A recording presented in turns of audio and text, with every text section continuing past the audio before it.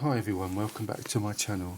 Here is a little video I thought I'd make now because I've just repaired this. It's the boot release switch that's in my Volkswagen Passat, and just recently it had stopped working, so I'd unlocked the car and then I pulled the little rubber bit. This is actually the rubber bit that goes on there. You might recognise it when you put your fingers under it and you push up, and you hear the little motor going, and you can lift your tailgate up.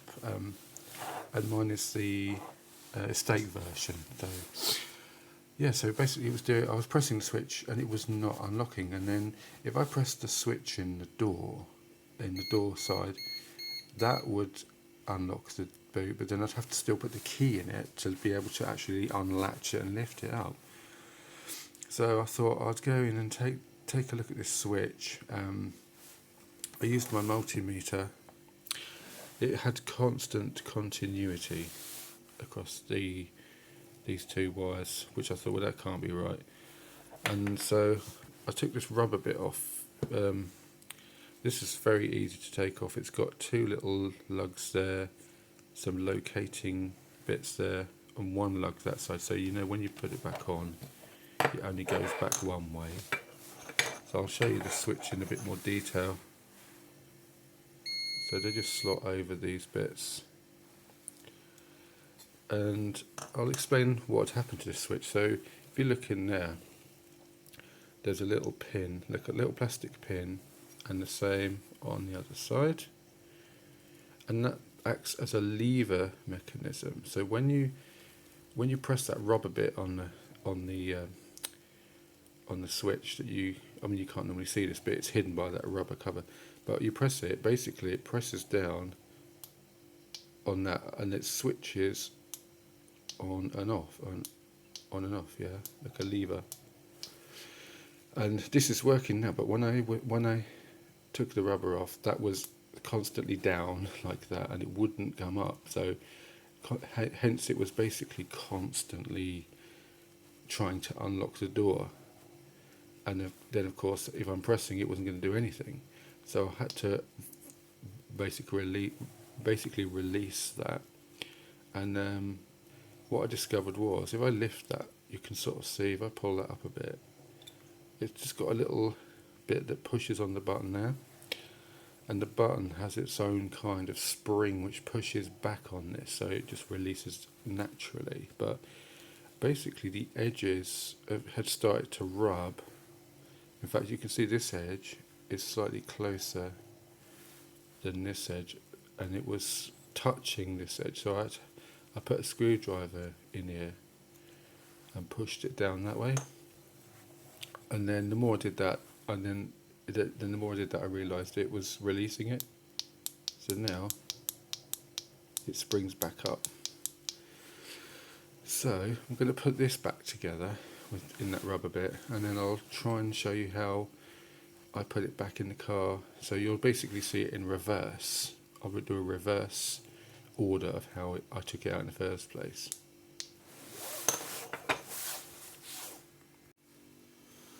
Okay, so I've put the rubber back on now. You can sort of see how you can only put it one way around, and you've got two little lugs there that just go over these little locating pins.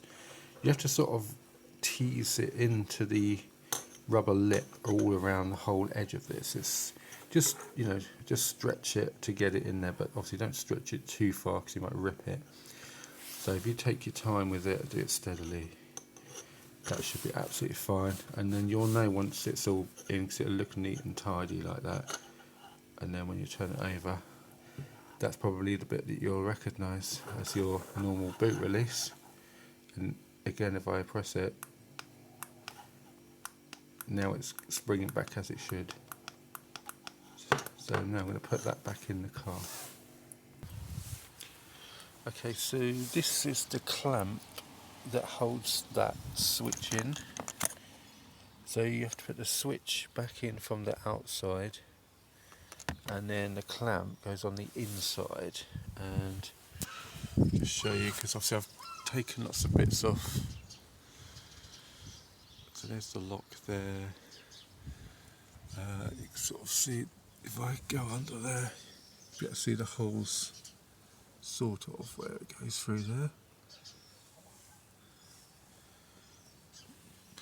There was like a piece of plastic that covers this. I'll try and show you as I put it back together, but this piece of plastic was quite awkward to get out because part of it tucks in and under, how can I explain it, in and under there.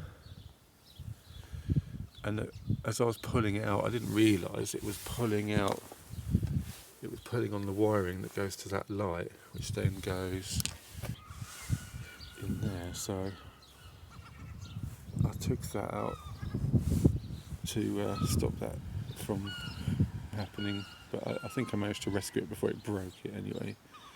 So I'm going to put that switch back in there first and then screw it back together from the inside. So there's no danger of getting that the wrong way around as you put that in from here, because there's like a locating lug this side which isn't that side, so it will only go one way around, and you basically push it up and push it and slot it in.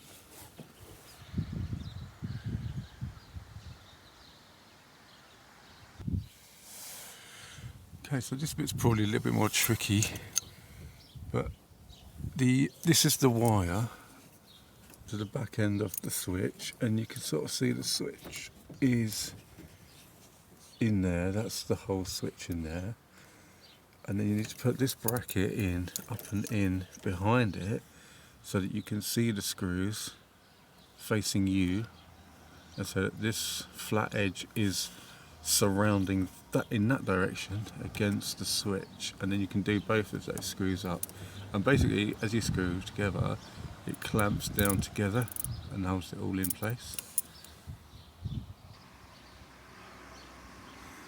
Okay, so I've screwed that in now. I could get some way of seeing it. So it helps actually to lean one arm over the bonnet, over the outer edge of the bonnet there, and push down on it, whilst at the same time you push this bracket in that direction. That way it really clamps down on the inside of it to hold it in place. If you don't do that, you'll find it's a bit loose, but it's not that difficult to push the bracket that way, and from the outside push the switch that way. Then it brings them nice and close together as you do those two bolts up. So the next step I need to do is to maneuver this piece of plastic in place, which is basically this thing, and I need to poke this long end up inside the gap up there, and then yeah, it's a little bit tricky, but I'll show you in a minute once I've got it up, because these bits on the outside, you have the electric connectors which click together, and they just slot in place into these to keep it tidy, really.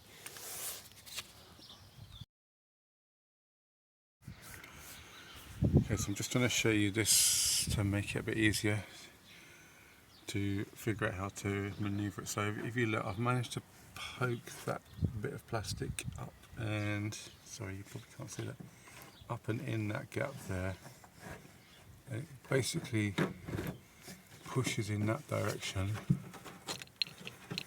Try and make sure the wires and bits don't get caught behind it.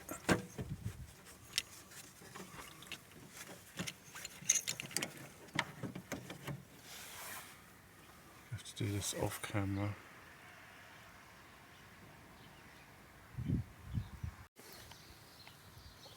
Okay, so I've managed to get that back in. It wasn't actually that difficult after all, so you just have to slide it in until this little clip meets the metal edge there, and then this side there's another little plastic clip there, which is actually what you use to release it in the first place. You push that down and pull this away, and once it's reached the right position you just push it up and it sits in position, and then I just need to put these plugs back together, and then reinstall the light on the outside, and then I'll put the trim back on. So yeah, these push into these clips to keep them neat and tidy on that plastic bit that we put back in. And actually they won't, this one won't fit in that clip and that won't fit in that clip, so they only go in their own clips. This is the one I think with the 3 pins, and this one is the one with the 2 pins, which is the bonnet release switch that I just fixed. So now I'm going to put I'm going to test it first, and then I'm going to put the switch, the light on back on the outside.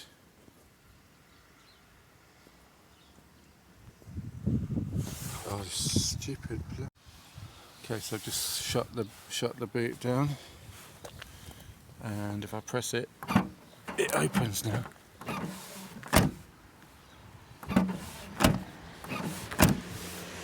we go, that's very good. So to put this light back in, which I should have taken out first but I didn't, this is fairly easy.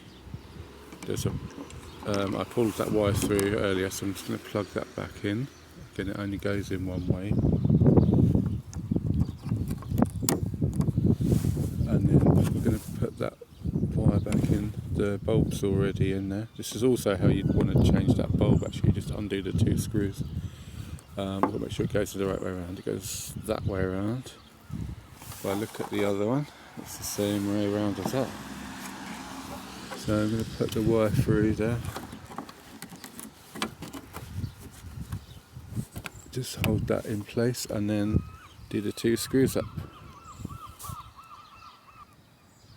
Okay, so I've just screwed that back in. That was very easy to do, and I just put the lights on to make sure that that's still working, and it is. So now I just need to put the cover back on the inside. There's only 4 screws for this. There's two outer ones, which I'll show you when I put it back on. So this is the cover here, and basically there's a lot of metal clips surrounding it. So you've got to basically locate them into the position and just push hard and clip them back on. That was very easy. You have to give it a bit of strength to pull them off in the first place, but after that there is only 4 screws to put back in. I can show you from the inside. There's a hole for these are inside the handles, and then there's another one there, and then the outer sides, very corners, but I'll show you them when I've screwed them back in.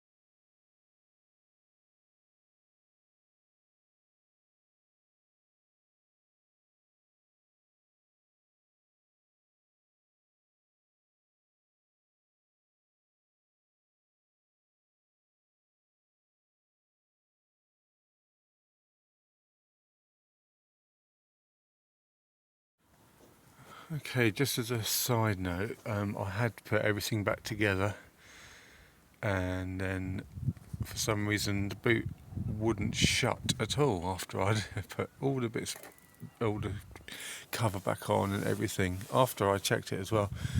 So I thought maybe I'd dislodged a wire or something, or a plug. And it turns out the stupidest thing, really.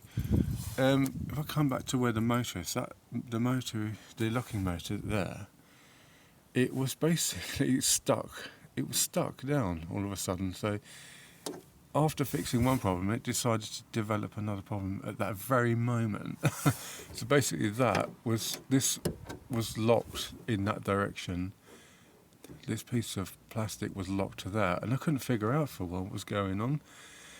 And then after I took this bit off as well, I took the latch off and had a look, and then I realised that was stuck down. So I basically hit that with something. I tapped it with something, and it instantly released. So I put a bit of like special plastic grease I had from something else on there, and I cleaned it up. I've moved it in and out a few times, and now it seems to be working again. So yeah, just beware. If suddenly your boot actually won't shut at all, it might be that motor has seized shut, or if it seizes shut, it's then constantly pulling on that wire, which won't allow the latch to then close. Yeah, so beware of that.